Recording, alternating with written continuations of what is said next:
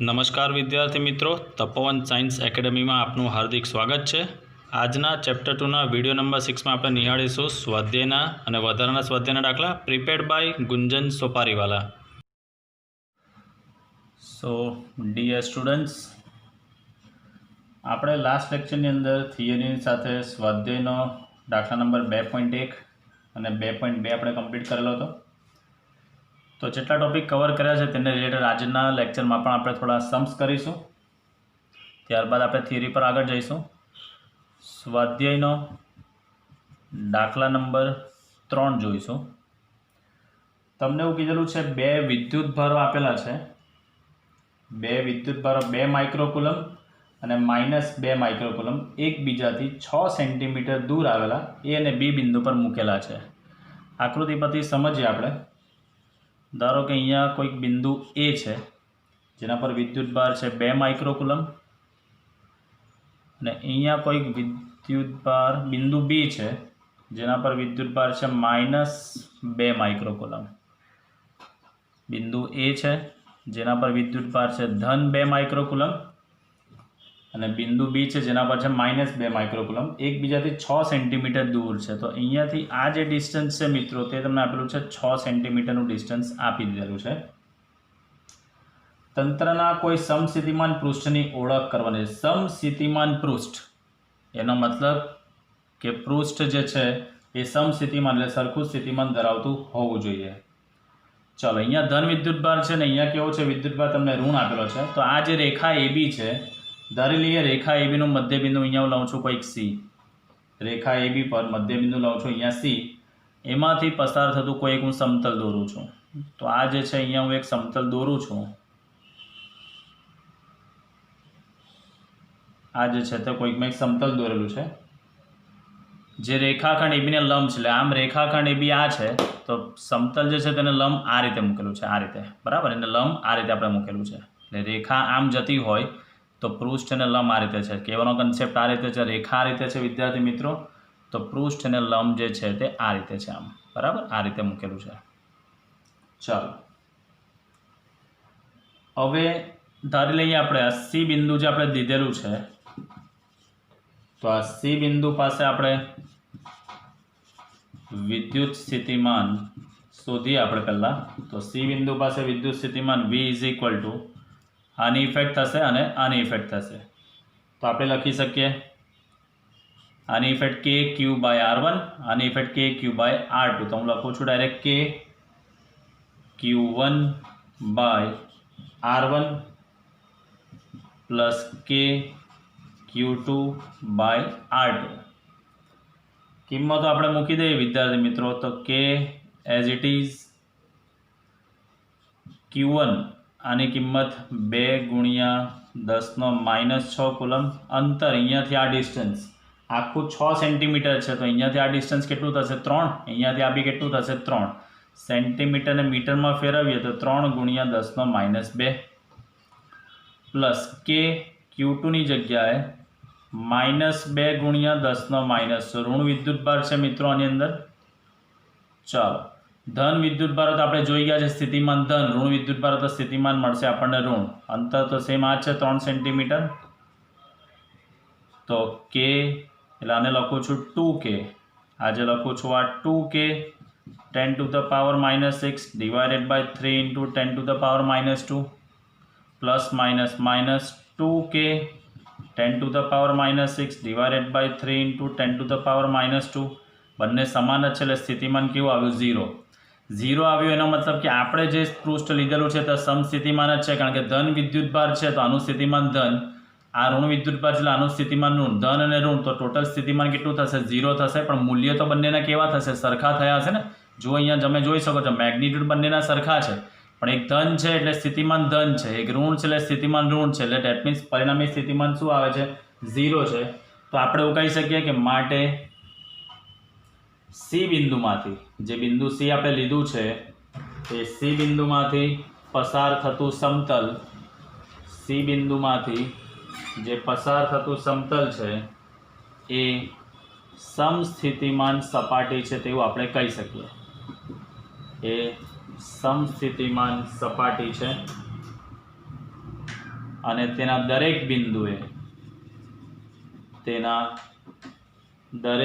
બિંદુએ વિદ્યુત સ્થિતિમાન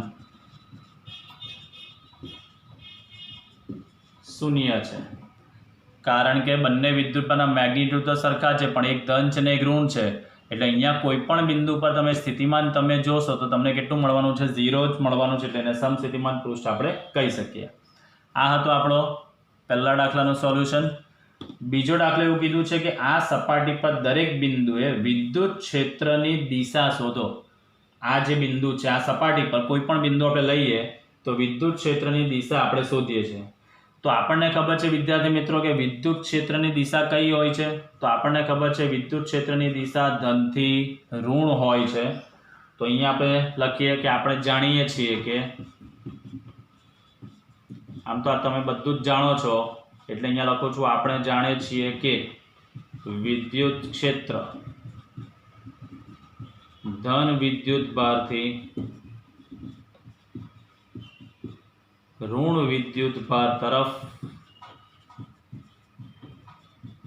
હોય છે. તો આની અંદર તમે કહી શકો છો કે આપણા ધન વિદ્યુત ભાર છે અને આ ઋણ વિદ્યુત ભાર છે, એટલે વિદ્યુત ક્ષેત્રની દિશા કઈ હોઈ શકે? A થી B તરફની. તો અહીંયા લખી શકીએ, માટે અહીં વિદ્યુત ક્ષેત્રની દિશા A બિંદુથી B બિંદુ તરફની,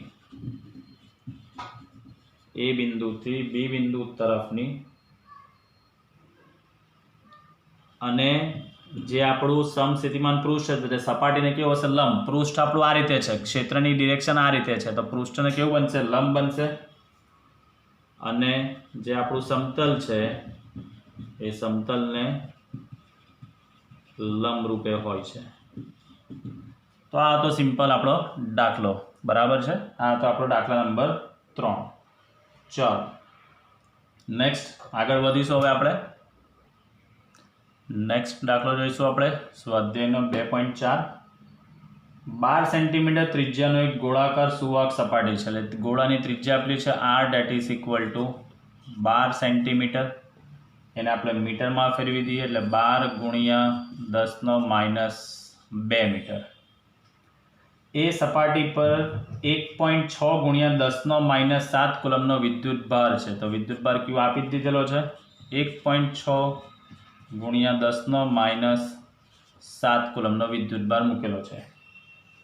તો તમને કીધેલું છે પહેલું ગોળાની અંદર વિદ્યુત ક્ષેત્ર કેટલું હશે તે.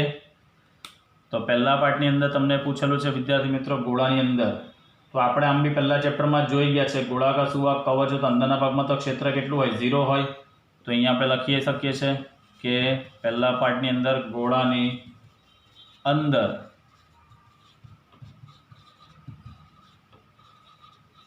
દરેક બિંદુએ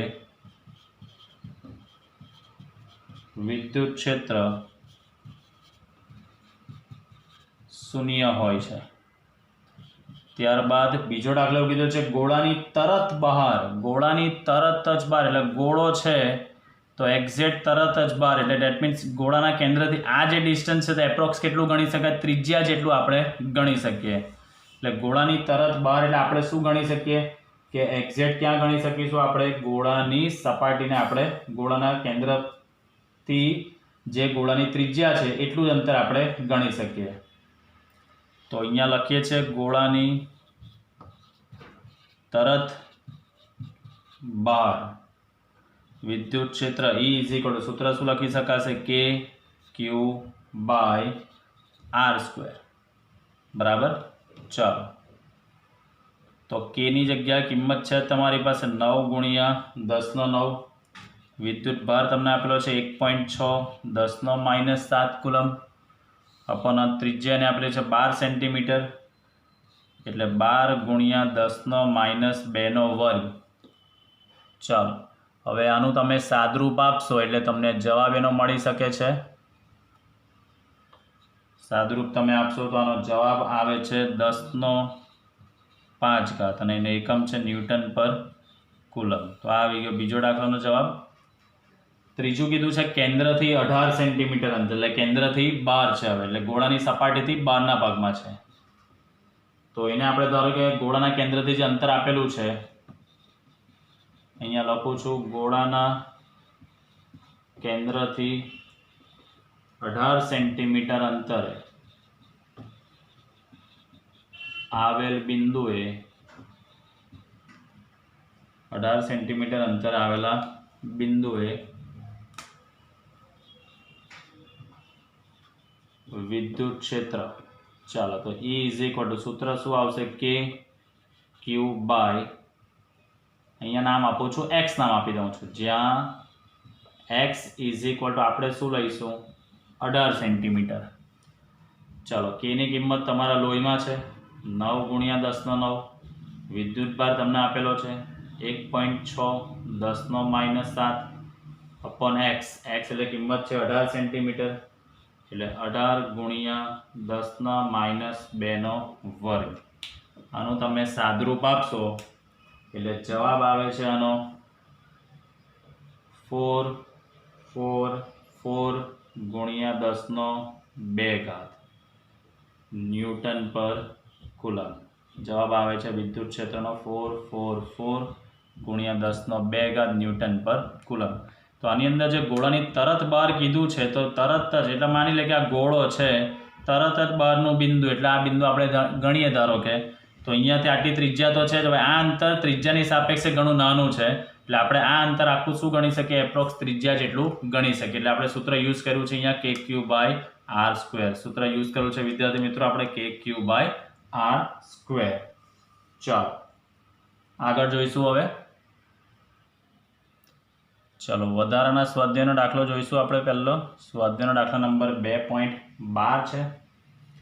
ઘણો સરળ દાખલો છે. એક 8 મિલીકુલમ વિદ્યુત ભાર આપેલો છે. એક 8 મિલીકુલમ વિદ્યુત ભાર આપેલો છે. તો વિદ્યુત ભાર Q = લઈએ છીએ આપણે 8 મિલીકુલમ છે, એટલે 8 × 10⁻³ કુલમ. ઉગમ બિંદુએ રહેલો છે, એ જે મૂકેલો છે તે વિદ્યાર્થી મિત્ર એક ઉગમ બિંદુએ છે. બીજો એક નાનો વિદ્યુતભાર આપેલો છે. નાના વિદ્યુતભારને આપણે નામ આપી દઈએ છીએ કોઈ Q0 કહીએ છીએ આપણે. એ આપેલો છે -2 × 10⁻⁹ કુલમ. એ વિદ્યુતભારને બિંદુ આપેલું છે, બિંદુ P, જેના યામ છે 0, 0 અને 3 સેન્ટીમીટરથી R 0, 6, 9 સેન્ટીમીટર બિંદુએ થઈને એને લાવવાનો છે Q 0, 4 સેન્ટીમીટર અને 0 બિંદુએ આપણે લાવવો છે. તો કરવું પડતું કાર્ય આપણે શોધવાનું છે.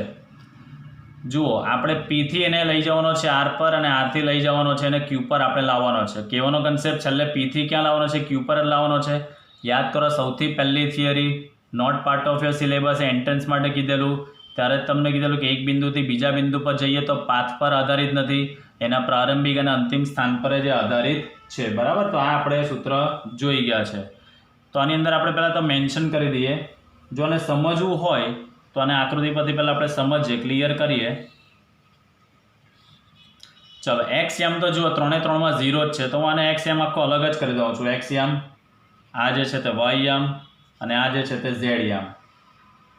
ચાલો, આપણે ઝેડ યામનું મહત્તમમાં મહત્તમ કેટલું છે, અહીંયા 8 છે, તો અહીંયા લઉં છું. અહીંયા ધારો કે 2, 4, 6, 8. અહીંયા 2 સેન્ટીમીટર, અહીંયા 4, અહીંયા 6, અહીંયા 8. ચાલો, એક્સ અક્ષ પર છે કેટલું છે, 3 સેન્ટીમીટર.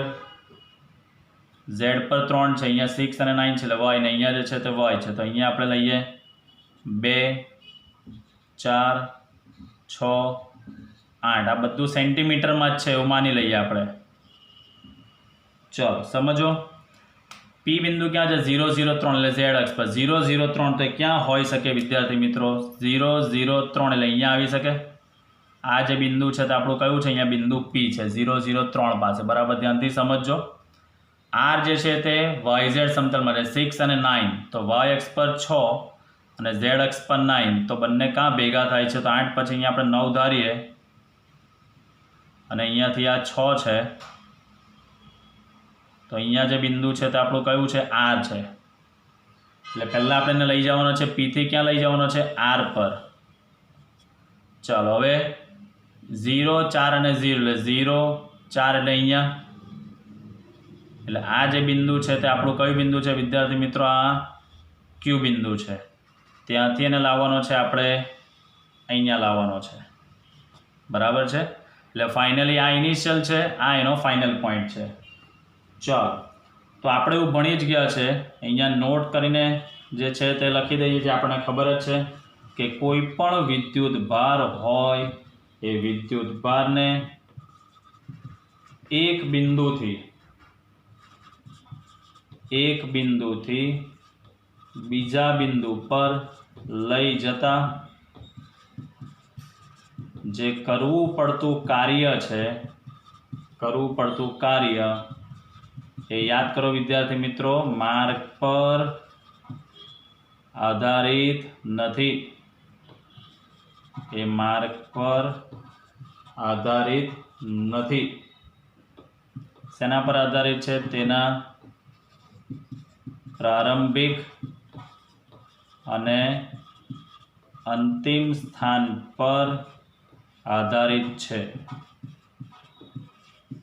ચાલો હવે યાદ કરો, આપણી પાસે સૂત્ર છે જ,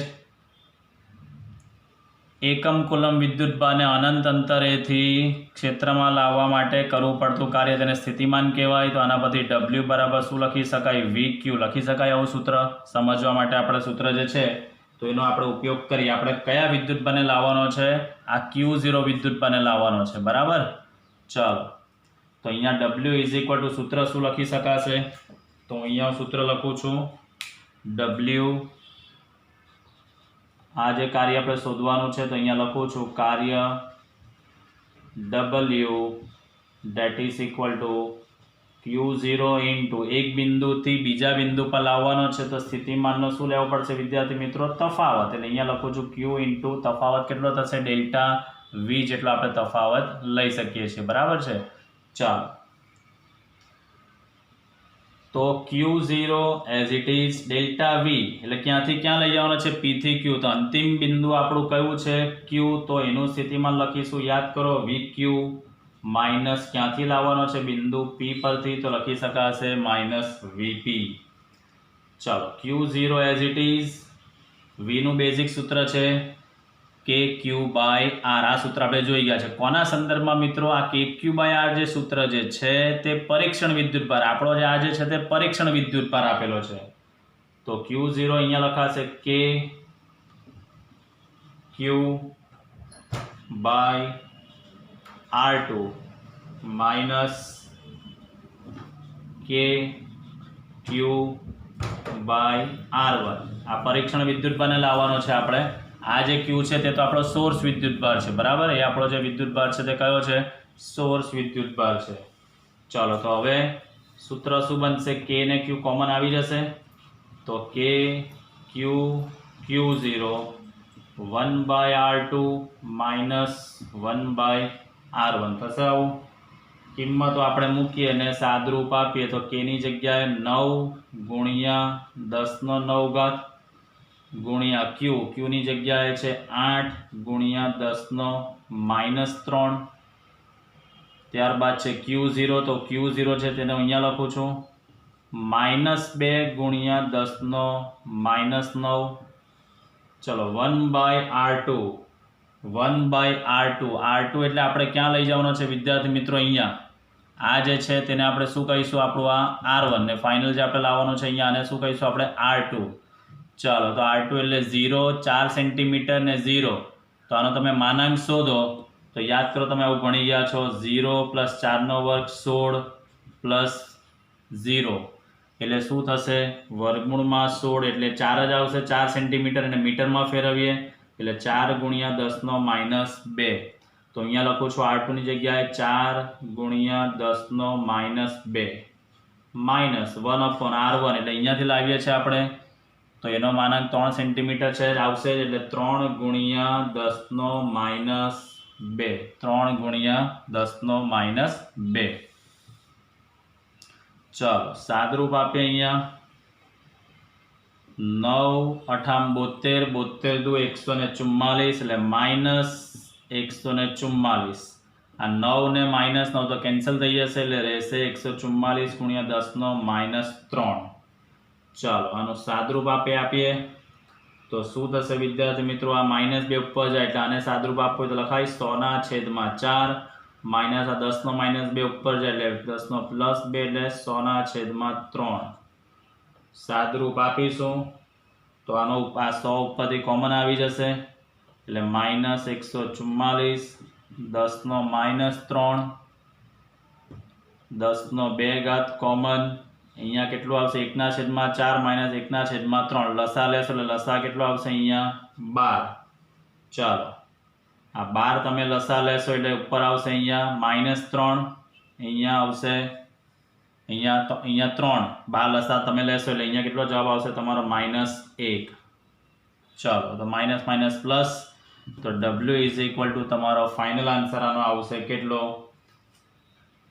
આ 12 144 એટલે આનો જવાબ આવશે 1.2 જૂલ આનો જવાબ આવશે 1.2 જૂલ તો P થી R અને R થી Q પર લઈ જવા માટે R નો તો કોઈ રોલ આની અંદર છે જ નહીં કારણ કે આપણે હમણાં જોઈ ગયા છે માર્ક પર આધારિત નથી એના અંતિમ અને પ્રારંભિક સ્થાન પર જ આધારિત છે તો આ હતો એનો જવાબ સ્વાધ્યાયનો છે દાખલા નંબર 2.12 તો નેક્સ્ટ દાખલો જોઈએ વધારાના સ્વાધ્યાયનો દાખલા નંબર 2.13 સ્મોલ b બાજુવાળો એક ઘન છે તો અહીંયા હું દોરું છું આ એક સ્મોલ b બાજુવાળો એક સમઘન અહીંયા આપણે દોરીએ છીએ કન્ડિશન અપ્લાય આકૃતિ પર હસવું નહીં ચાલો તો આ આપણે દોરી દીધો છે સમઘન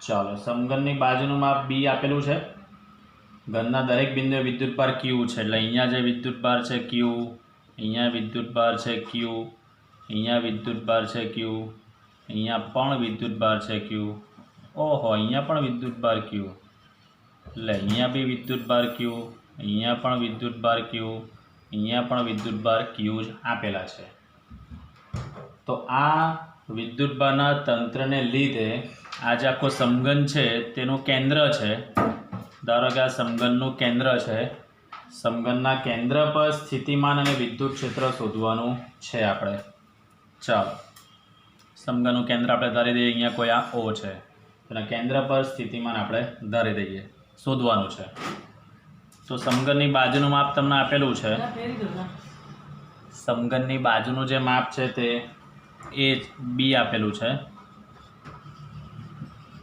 સમઘનની બાજુ b છે ચાલો સમઘનનો સૌથી લાંબો વિકર્ણ કયો થશે સૌથી લાંબો વિકર્ણ એટલે કયો થાય વિદ્યાર્થી મિત્રો એક આગળનું પૃષ્ઠનું બિંદુ જેનું નામ આપું છું a અને એક આ પાછળનું પૃષ્ઠનું બિંદુ ધારો કે આને નામ આપી જ દઈએ આપણે a b c d e f g h તો સમઘનનો સૌથી લાંબો વિકર્ણ એટલે a અને g વચ્ચેનું અંતર કેટલું થશે a અને g વચ્ચેનું અંતર ચાલો હવે આપણે શોધવાનું છે આની અંદર વિદ્યાર્થી મિત્રો પહેલાં તો સ્થિતિમાન આપણે શોધવું હોય તો દરેક વિદ્યુતભારથી આ કેન્દ્ર પર જે મૂકેલો વિદ્યુતભાર છે કેન્દ્ર સુધીનું કેટલું અંતર છે તે આપણે શોધવું પડે એટલે શું થાય પહેલાં તો આપણે a થી g નું કેટલું માપ છે તે અને પછી આપણે g થી o કે a થી o અડધું આપણે કરવું પડશે તો પહેલાં હું a થી c નું માપ શોધું તો આ બાજુનું માપ કેટલું છે અહીંયા b આ પણ સમઘનની બાજુનું માપ કેટલું છે b તો હું પહેલાં આ વિકર્ણ શોધી કાઢું પહેલાં હું શોધું છું વિકર્ણ AC તો AC square is equal two શું લખાશે આ બાજુનો સ્ક્વેર એટલે b square plus b square એટલે 2b સ્ક્વેર તો આના પરથી AC ઇઝ ઇક્વલ ટુ શું થાય વર્ગમૂળ 2b થશે આવું હવે હું શું શોધું છું વિદ્યાર્થી મિત્રો આ CG ને સાથે લઈને a થી g શોધીશ એટલે ડેટ મીન્સ આ રીતનું છે. હવે આ જે બાજુ છે તે આપણે સમજજો, આ AC આવ્યું, આ CG આવ્યું, તો આપણે AG જે શોધવાનું છે આપણે બનશે તો આ બી કાટખૂણો જ છે. હવે આના પરથી તમને એવું લાગશે કે સર આ કેવી રીતે કાટખૂણો બને, તો આ બાજુ ક્રોસ નહીં હોય, એમ સીધી જ હશે, બરાબર. બાજુઓ છે તો બધી કેવી હશે, સીધી જ હશે. એટલે કહેવાનો કન્સેપ્ટ જોવા જઈએ તો આપણે આની અંદર પાયથાગોરસનો પ્રમેય વાપરીએ તો લખી શકાય અહીંયા AG² is equal two AC² plus CG². એટલે આ જે AC નું માપ કેટલું હોય છે, વર્ગમૂળ 2b એનો વર્ગ એટલે 2b² પ્લસ આ CG એટલે b² એટલે કેટલું આવશે 3b². એટલે AG ઇઝ ઇક્વલ ટુ કેટલું થશે, વર્ગમૂળ 3b. બરાબર છે. ચાલો હવે આપણે સૌથી લાંબો વિકર્ણ AG આવી ગયો. હવે આપણે G થી O શોધી કાઢીએ. તો OG શોધવું હોય કે OA શોધવું હોય તો બેઝિકલી એ AGનું કેટલું થશે, હાફ થશે. આ મધ્યબિંદુ એનું કહેવાશે. એટલે આ થશે આપણું માપ વિદ્યાર્થી મિત્રો √3b/2. એટલે આખા સમઘનના કોઈ પણ વિદ્યુત ભાર કોઈ પણ બિંદુથી આ કેન્દ્રોનું અંતર તમે આ રીતે શોધી શકો છો. એટલે OA જેટલું હશે એટલું જ OB હશે, એટલું જ OC હશે, એટલું જ OD હશે. હવે આકૃતિ જોઈને એવું નહીં વિચારતા કે સર OB તો કેટલું નાનું છે, આ આખું ત્રિપરિમાણમાં હોય એની વચ્ચે છે. એટલે બેઝિકલી આ બધી જ બાજુઓથી આપણે ઓનું અંતર કેવું હશે, સરખું હશે. હવે સમઘન પર જુઓ તમે જુઓ છે કેટલા છે આની અંદર વિદ્યુતભારો 8 છે. તો સમઘનના કેન્દ્ર પર સ્થિતિમાન શોધવું હોય આપણે સમઘનના કેન્દ્ર પર સ્થિતિમાન આપણે શોધવું હોય તો V ઇઝ ઇક્વલ ટુ 1ની ઇફેક્ટ KQ/ આ જે અંતર છે OA OB OC બધું સરખું જ હશે, તેનું R જ કહી દઉં છું. 1ની ઇફેક્ટ KQ/R. તો હવે 8 વિદ્યુતભાર છે તો ટોટલ ઇફેક્ટ કેટલી થશે, 8Q/R થશે. ચાલો તો 8Qની જગ્યાએ 9 × 10⁹ વિદ્યુતભાર આપેલો છે તમને, Qનો Q જ છે અને અપોન R એટલે અંતર આ √3b/2. તો V ઇઝ ઇક્વલ ટુ શું લખાશે, 8 × 9 = 144, 144, 8 × 9 = 144 × 10⁹ Q છેદમાં √3b છેદમાં લખાશે √3b. બરાબર છે. હવે આની અંદર આપણે Kની કિંમત મૂકેલી છે એટલે ધારો કે તમે Kની જગ્યાએ 1/4πε0 મૂકો તો એના સંદર્ભમાં જવાબ આવશે, તે પણ આપણે તારવીએ છીએ. એક જવાબ તમે આ કન્સિડર કરી શકો છો. હવે આ જ દાખલાનો જવાબ આપણે Kના સંદર્ભની જગ્યાએ 1/4πε મૂકી અને એનો જવાબ લાવીએ આપણે. ચાલો તો અહીંયાથી જ હું સાદરૂપ આપું છું. V is equal two 8Q upon √3b તો છે જ. આ Kની જગ્યાએ મૂકું છું અહીંયા 1/√3b/2 1/4πε0. Kની કિંમત મૂકી છે 1/4πε0. ચલો 2 ઉપર જશે અને આને ઉડાવીએ, 4 દુ 8 એટલે 2 × 2 = 4. તો Vનો જવાબ આ બી તમે લખી શકો છો 4Q અપોન √3πε0b. આ પણ એનો તમે જવાબ લખી શકો છો. તમારી ટેક્સ્ટબુકમાં આ છે, પણ ઘણી વખત Kની જગ્યાએ તમને 9 × 10⁹ મૂકો તેનો આ જવાબ પણ એનો માન્ય ગણી શકાય. એટલે બેઝિકલી કહેવાનો કન્સેપ્ટ એવો છે વિદ્યાર્થી મિત્રો કે તમને MCQની અંદર જો આ દાખલો પૂછે કે તમને દાખલામાં બી તમને ધારો કે દાખલામાં 2 માર્કમાં કે 3 માર્કમાં બી પૂછે તો બંને જવાબ તમારા વેલિડ કન્સિડર કરાશે. બરાબર. અહીંયા આપણે Kની કિંમત મૂકી છે, અહીંયા Kની જગ્યાએ 1/4πε0 આપણે મૂકીને જવાબ લાવેલા છે. ચાલો આનો હવે બી પાર્ટ તમને એવું કીધેલું છે કે વિદ્યુત ક્ષેત્ર બી શોધો. હવે આ જો આખું આમ જોવા જાવ તો બંધ ભાગ થઈ ગયો. તો કેન્દ્ર પર જે સામસામેના વિદ્યુતભારની જોડ હોય, આ કેન્દ્ર પર આની નાની આ સામસામેના વિદ્યુતભારની જોડને લીધે ઉદ્ભવતા વિદ્યુત ક્ષેત્રો પરસ્પર કેવા હશે, વિરુદ્ધ દિશામાં. એટલે આ આની ઇફેક્ટને નાબૂદ કરશે.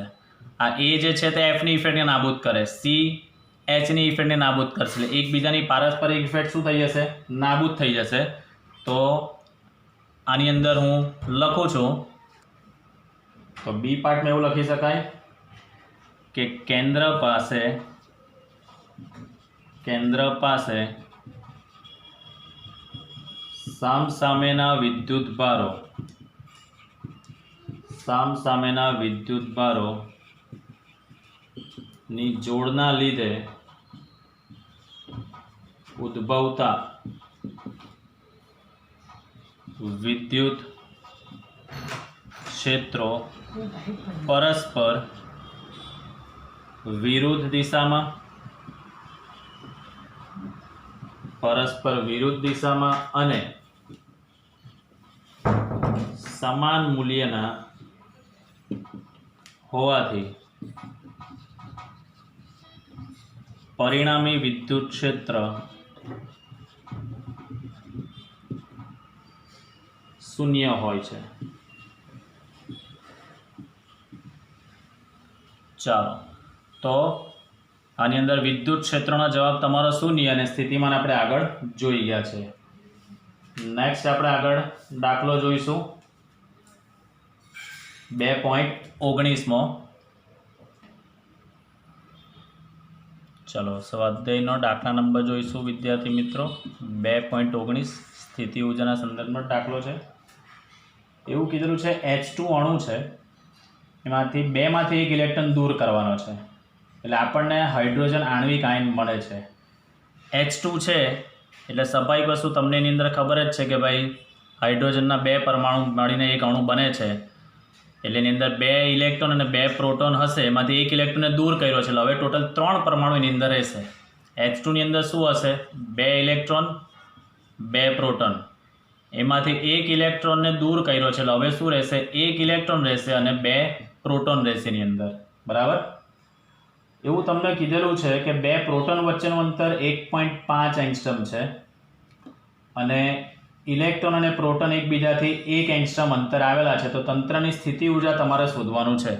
તો હવે બેઝિકલી તંત્ર બને કેવું આપણે આવું વિચારી શકીએ। ધારો કે અહીંયા આપણે વિચારીએ કે અહીંયા ઇલેક્ટ્રોન છે, અહીંયા વિચારી લઈએ કે ભાઈ આ એક પ્રોટોન અહીંયા છે, એક પ્રોટોન અહીંયા છે, બરાબર। ચાલો, એટલે આપણે તંત્રની અંદર 3 વિદ્યુત ભારો છે। હવે આની અંદર આપણે આવું વિચારી શકીએ, આ રીતે આપણે વિચારી શકીએ, બરાબર છે। Q1 that is equal to અહીંયા લઈશું આપણા ઇલેક્ટ્રોન છે, ઇલેક્ટ્રોનનો વિદ્યુતભાર તમને ખબર છે 1.6 × 10⁻⁻19 કુલમ। આ 2 પ્રોટોન છે એટલે Q2 અને Q3 પરના વિદ્યુતભાર એ પ્રોટોનના વિદ્યુતભાર હશે। ઇલેક્ટ્રોનનો વિદ્યુતભાર આપણે ઋણ કન્સિડર કરીએ, પ્રોટોનનો વિદ્યુતભાર પેલો ધન છે, યાદ કરો આપણે ફર્સ્ટ ચેપ્ટરમાં બી ડિસ્કસ કરી ગયા। ચાલો, થઈ ગયું આ। હવે આપણે તંત્રની સ્થિતિ ઊર્જા શોધીએ તો તંત્રની અંદર 3 વિદ્યુતભાર હતા, આપણે યાદ કરો આવી સ્થિતિ ઊર્જાનું સૂત્ર ભણી ગયા છે, પહેલા બીજા વચ્ચે, બીજા ત્રીજા વચ્ચે અને પહેલા ને ત્રીજા વચ્ચે, એટલે U12 પ્લસ U23 અને U13। ચાલો, યુનું બેઝિક સૂત્ર યાદ કરો, આપણે ભણી ગયેલા છે કે Q1 Q2 અપોન R, તો કે અહીંયા પહેલા બીજા વચ્ચે એટલે Q1 Q2 અપોન આની અંદર આપણે અંતર જે લઈશું તે R1 પ્લસ કે Q2 Q3 R2 કે Q3 Q1 અને અહીંયા લખીએ છીએ આપણે R3। ચલો, તો સૂત્રની અંદર હવે તમે જોઈ શકો છો કે કે કોમન આવશે, તો હું કે કોમન કાઢું છું, કેની જગ્યાએ 9 × 10⁹ કોમન કાઢી લીધેલું છે।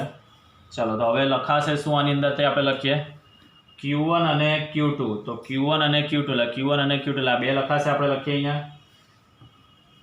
તો માઇનસ Q1 ની જગ્યાએ અને Q2 ની જગ્યાએ જુઓ Q1 ઋણ છે અને Q2 ધન છે, માઇનસ પ્લસ માઇનસ બંનેના મૂલ્ય સરખા જ છે, એટલે 1.6 × 10⁻⁻19 વર્ગ લખી દઉં છું ડાયરેક્ટ જ, 1.6 × 10⁻⁻19 વર્ગ ડાયરેક્ટ લખી શકું છું, બરાબર છે। ચલો, ડિવાઇડેડ બાય Q1 અને Q2 વચ્ચેનું આ જે અંતર આપેલું છે તે આપણું આ R1 આપેલું છે, આને આપણે કહીશું પ્રોટોન પ્રોટોન વચ્ચેનું R2 છે અને આને આપણે કહીશું આપણે R3। તો આ અંતર તમને આપેલું છે કેટલું? 1 એંગસ્ટ્રમ આપેલું છે. આ બી અંતર આપણું કેટલું આપેલું છે? ઇલેક્ટ્રોન પ્રોટોન વચ્ચે 1 એંગસ્ટ્રમ, અને આ આપેલું છે 1.5 એંગસ્ટ્રમ. તો અહીંયા હું લખી દઉં 1 એંગસ્ટ્રમનું અંતર છે R1. 1 એંગસ્ટ્રમ એટલે 10⁻10 મીટર થઈ ગયું. આ ચાલો પ્લસ હવે Q2 ને Q3 એટલે આ બે Q2 અને Q3 અહીંયા જે છે તે આપણો Q2, આ છે આ Q3. Q2 અને Q3 એટલે આ બે વચ્ચે બંનેના વિદ્યુતભાર સરખા જ એટલે 1.6 10⁻19 વર્ગ ડિવાઇડેડ બાય આ અંતર કેટલું છે? 1.5 એંગસ્ટ્રમ. એટલે અહીંયા લખાશે 1.5 10⁻10. આ 1 એંગસ્ટ્રમ છે એટલે 1 × 10⁻10 આ રીતે આપણે લખી શકીએ છીએ ને. ચાલો પ્લસ અહીંયા લખું છું હવે Q3 Q અને આ બે વચ્ચે તો એક ધન ને એક ઋણ એટલે ફરી પાછું આવશે શું? અહીંયા માઇનસ 1.6 10⁻19 વર્ગ ડિવાઇડેડ બાય આ સ્ક્વેર જે છે તે અહીંયાથી લખું છું. આઈ થિંક આ જે સ્ટેપ છે તેને હું અહીંયા નીચે જ લખી દઉં છું, અહીંયા પ્લસ કરીને. પ્લસ એ કયું સ્ટેપ સમજો બેટા? અહીંયા આ લાસ્ટ સ્ટેપ છે. તો માઇનસ 1.6 10⁻19 વર્ગ અપોન આ બે વચ્ચે અંતર છે 1 એંગસ્ટ્રમ એટલે 1 × 10⁻10. ચાલો થઈ ગયું. આ હવે u ઇઝ ઇક્વલ ટુ શું કોમન આવશે? તો 9 × 10⁹ તો આ છે જ. આમાં પણ 1.6 10⁻19 વર્ગ, આમાં પણ 1.6 10⁻19 વર્ગ, આમાં પણ 1.6 10⁻19 વર્ગ એ કોમન આવશે. આમાં પણ 10⁻10 છેદમાં 10⁻10 10⁻10 તો 10⁻10 કોમન આવશે. તો અંદર રહેશે શું બ્રેકેટમાં? હવે ચાલો અહીંયાથી શું વધ્યું? આખું જ બહાર આવી ગયું છે એટલે -1. ચાલો પ્લસ અહીંયાથી રહેશે 1/1.5 પ્લસ અને આ માઇનસ છે, પ્લસ માઇનસ માઇનસ આખું બહાર એટલે આ -1. ચલો થઈ ગયું. આનું તમે સાદરૂપ આપશો તો u that is equal two આ 1.6 નો વર્ગ ગુણ્યા તમે 9 કરશો એટલે 23.04 ગુણ્યા 10⁻19 આ આખાનું સાદરૂપ તમે આપશો તો એ રીતે તમને મળી જશે. અહીંયા તમે લસા લઈને સાદરૂપ આપશો તો આનો જવાબ આવશે -2/1.5. આનું સાદરૂપ આપશો અહીંયા વિદ્યાર્થી મિત્રો તો આ તમને મળશે અહીંયા -4/3 આવશે. એનું સાદરૂપ છે -4/3. ચાલો આનો જે તમારો જવાબ આવશે વિદ્યાર્થી મિત્રો, જે બી કોઈ જવાબ આવશે તે શેમાં આવશે? જૂલમાં આવશે. ધારો કે આપણે ઇલેક્ટ્રોન વોલ્ટમાં ફેરવવું હોય તો આપણે ભણી ગયા છે કે 1 ઇલેક્ટ્રોન વોલ્ટ એટલે 1.6. યાદ કરો. ચલો અહીંયા લખી જ દઉં છું એટલે તમને પાછું યાદ આવી જાય તો યાદ કરો. અહીંયા આપણે ભણી ગયા છે કે આપણે જાણીએ છીએ કે 1 ઇલેક્ટ્રોન વોલ્ટ એટલે 1.6 × 10⁻19 જૂલ. તો આપણે આને ઇલેક્ટ્રોન વોલ્ટમાં ફેરવવું હોય તો શું કરી શકીએ? આપણે આ પ્લસ માઇનસ માઇનસ કરી દઉં છું. 23.04 10⁻19 ગુણ્યા 4 છેદમાં 3 તો છે જ, એને 1.6 × 10⁻19 વડે હું ભાગી નાખીશ એટલે જે જવાબ આવશે તે શેમાં આવશે? ઇલેક્ટ્રોન વોલ્ટમાં એનો જવાબ આવશે. ચાલો તો ભાગાકાર કરીશું. ભાગાકાર કરીને સાદરૂપ આપીશું. તેનો જવાબ આવે છે સ્થિતિ ઉર્જાનો જવાબ -19.2 ઇલેક્ટ્રોન વોલ્ટ. જવાબ આવે છે એનો -19.2 ઇલેક્ટ્રોન વોલ્ટ. તો આની અંદર એવું કીધેલું છે હાઇડ્રોજનની અંદર 2 ઇલેક્ટ્રોન 2 પ્રોટોન હોય પણ એમાંથી 1 ઇલેક્ટ્રોન દૂર થઈ જાય છે એટલે હવે રહેશે એની અંદરથી 1 ઇલેક્ટ્રોન ને 2 પ્રોટોન બેસે. તો આ રીતે ગોઠવાશે. તો આની સ્થિતિ ઉર્જા કેવી રીતે? ઇલેક્ટ્રોન પ્રોટોન વચ્ચેની સ્થિતિ ઉર્જા, પ્રોટોન પ્રોટોન વચ્ચેની સ્થિતિ ઉર્જા, ઇલેક્ટ્રોન પ્રોટોન વચ્ચેની સ્થિતિ ઉર્જા સાદરૂપ આપીશું ને તો આ રીતેનો જવાબ આવે છે. આટલો જવાબ જે છે તમારો આ જે આન્સર છે વિદ્યાર્થી મિત્રો, ધારો કે દાખલો તમને ઇલેક્ટ્રોન વોલ્ટમાં ન પૂછેલો હોય ને જૂલમાં તમે લાવવા માંગતા હોય તો આટલો ઓકે, જવાબ તમારો અહીંયા પતી જાય છે. હવે તમારે ઇલેક્ટ્રોન વોલ્ટમાં ફેરવવાનું પૂછે તો તમારે યાદ રાખવાનું જૂલમાંથી ઇલેક્ટ્રોન વોલ્ટમાં જવું હોય તો 1.6 × 10⁻19 વડે એને ભાગવાનું. તેનો જવાબ આવે છે બેટા અહીંયા -19.2 ઇલેક્ટ્રોન વોલ્ટ. તો આ તો આપણો સ્વાધ્યાયનો વધારાના સ્વાધ્યાયનો દાખલા નંબર 2.19.